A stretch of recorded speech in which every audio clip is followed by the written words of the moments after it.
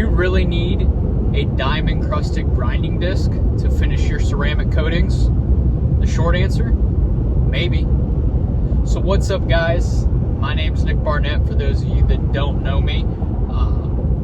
On this channel we talk everything's coatings, linings, and composite systems. As always, I speak in general terms so that anything I discuss, you guys can take that information and utilize it in your day-to-day operations, whether that's with another supplier, another distributor, another manufacturer.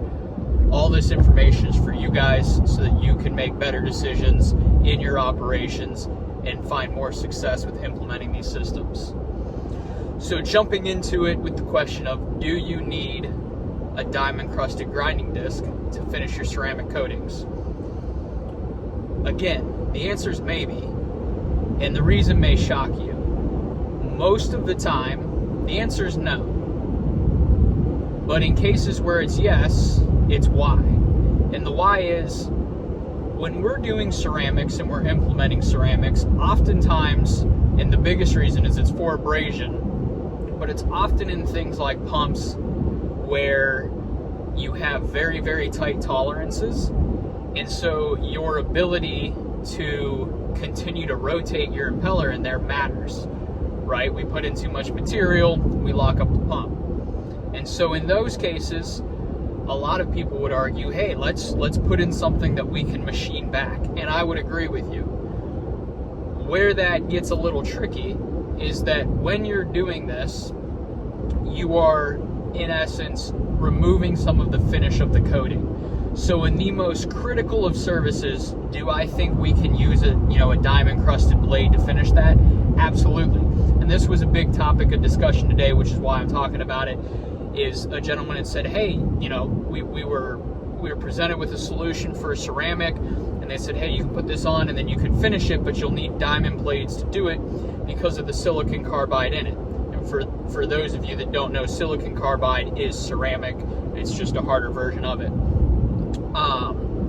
And the guys are by no means wrong, but again, this is for the most critical services where we're super worried about tolerances. We need to get every, in this case, thousandth of an inch out of that system to where we're gonna coat the whole inside and back it out, just enough room to spin. For the rest of us, most of our applications, what we're doing is we're resurfacing, right? So we're filling pits, we're filling voids, any scores in the surface, and then we're going to top coat with a ceramic, but we don't have that much room to worry about, or the tolerances aren't that tight. And so the method that we use to solve that is, rather than just doing all ceramic in there, doing a ceramic paste with a ceramic top coat, machining back, we'll do a machine grade putty or a paste to fill in those pits. Some people or some manufacturers will use a ferrosilicon, which is basically iron that's non-reactive the way we think of it in terms of being able to rust.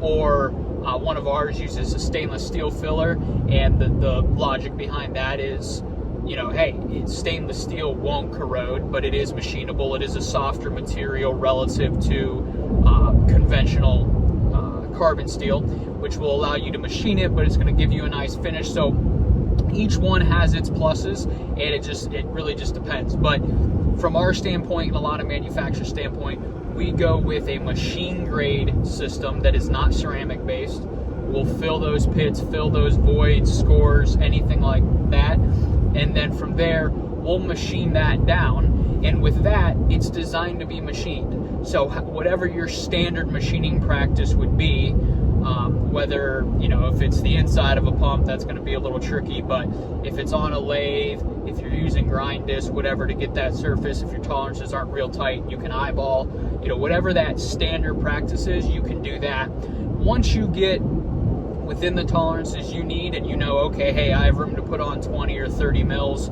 of a ceramic coating, then we'll top coat, and we won't have you guys touch the top coat. That'll leave the top finished as smooth as possible, and it's going to finish very natural because those have somewhat of a self-leveling characteristic to it.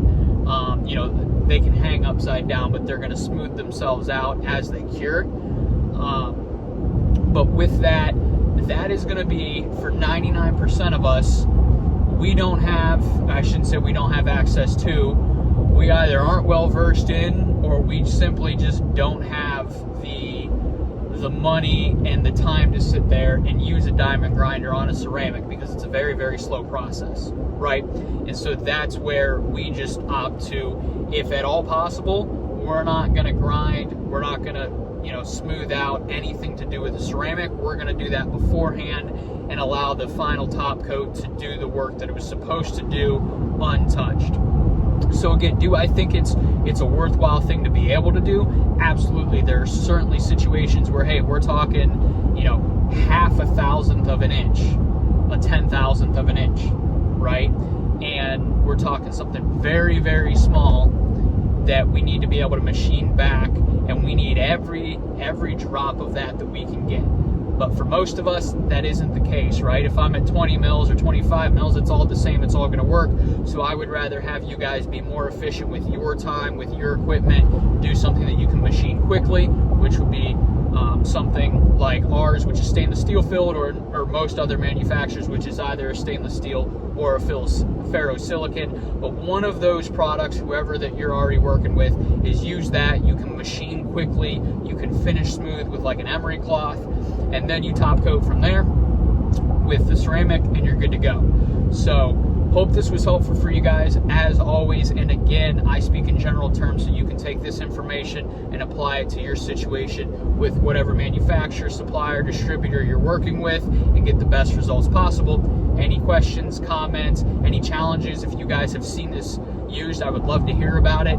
Put it down in the comments below, and I'm here to help you guys, so reach out if you need anything. Take care. Godspeed.